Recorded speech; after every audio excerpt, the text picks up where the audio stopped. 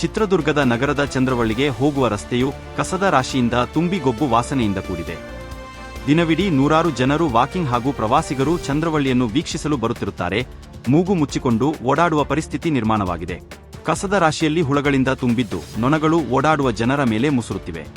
ಹಂದಿಗಳ ಕಾಟ ಹೆಚ್ಚಾಗಿದೆ. ಸಂಬಂಧಪಟ್ಟ ಅಧಿಕಾರಿಗಳಾಗಲಿ ನಗರಸಭೆಯ ಅಧಿಕಾರಿಗಳಾಗಲಿ ಕೂಡಲೇ ಸ್ವಚ್ಛಗೊಳಿಸಿ ಸುಗಮ ಸಂಚಾರಕ್ಕೆ ಸರಿಪಡಿಸಬೇಕೆಂದು ಕರುನಾಡ ವಿಜಯ ಸೇನೆಯ ಜಿಲ್ಲಾಧ್ಯಕ್ಷರಾದ ಕೆ.ಟಿ. ಶಿವಕುಮಾರ್ ಆಕ್ರೋಶ ವ್ಯಕ್ತಪಡಿಸಿದರು.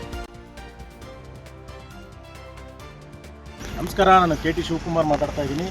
ಇದು ಐತಿಹಾಸಿಕ ಚಿತ್ರದುರ್ಗ ನಗರದ ಚಂದ್ರವಳ್ಳಿ, ಐತಿಹಾಸಿಕ ಚಂದ್ರವಳ್ಳಿಗೆ ಹೋಗ್ತಕ್ಕಂತಹ ಜಾಗ. ಚಂದ್ರವಳ್ಳಿ ಗುಹೆಯನ್ನು ವೀಕ್ಷಿಸಲು ಸಾವಿರಾರು ಜನ ಪ್ರತಿದಿನ ಬರ್ತಾರೆ. ಅಂತಹ ಒಂದು ಪ್ರವಾಸೋದ್ಯಮ ತಾಣವನ್ನು ಈಗಾಗಲೇ ಸುಮಾರು ಬಾರಿ ಇಲ್ಲಿ ಕಸ ಹಾಕಬಾರ್ದು ಅಂತ ಹೇಳ್ಬಿಟ್ಟು ನಗರಸಭೆ ಅಧಿಕಾರಿಗಳ ಮುಖಾಂತರ, ಪೌರ ಕಾರ್ಮಿಕರ ಮುಖಾಂತರ ಸ್ವಚ್ಛತೆಗೊಳಿಸುವಂಥ ಕೆಲಸ ನಿರಂತರವಾಗಿ ಮಾಡ್ತಾ ಇದ್ದೀವಿ.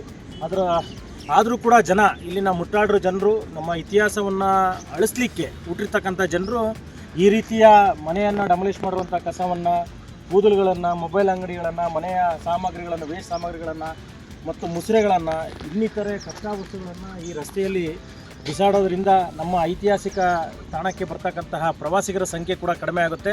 ಇದ್ರ ಬಗ್ಗೆ ಸಾಕಷ್ಟು ಬಾರಿ ಗಮನ ಹರಿಸಿದ್ದೀವಿ. ಜಿಲ್ಲಾಧಿಕಾರಿಗಳ ಗಮನಕ್ಕೂ ಕೂಡ ತಂದಿದ್ದೀವಿ, ಹಾಗೂ ನಗರಸಭೆ ಅಧಿಕಾರಿಗಳ ಗಮನಕ್ಕೂ ತಂದಿದ್ದೀವಿ. ಇಲ್ಲಿ CCTV ಅಳವಡಿಸ್ರಿ ಅಂತ ಹೇಳಿದ್ದೀವಿ. ಈ ರಸ್ತೆಯಲ್ಲಿ ಯಾವುದೇ ರೀತಿ ಸುರಕ್ಷತೆ ಇಲ್ಲ.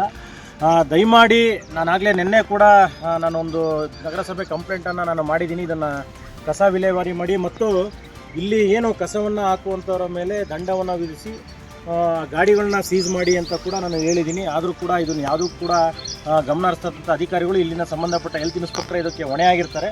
ಯಾಕೆ ಅಂದರೆ ಇಲ್ಲಿ ನಮ್ಮ ಚಿತ್ರದುರ್ಗ ಬೇರೆ ಯಾವುದೂ ಇಲ್ಲ. ನಮಗೆ ಐತಿಹಾಸಿಕ ತಾಣವೇ ನಮಗೆ ಉಸಿರು, ದುರ್ಗವೇ ಒಂದು ಸ್ವರ್ಗ.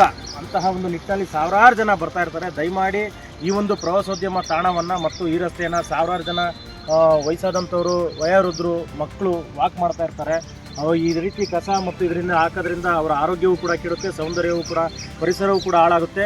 ಈ ಕೂಡಲೇ ಇದನ್ನು ಸರಿಪಡಿಸದೆ ಹೋದರೆ ಹೇಳಲ್ಲ, ಉಗ್ರವಾದಂಥ ಹೋರಾಟ ಮಾಡಬೇಕಾಗುತ್ತೆ ಅಂತೇಳಿ ಎಚ್ಚರಿಕೆ.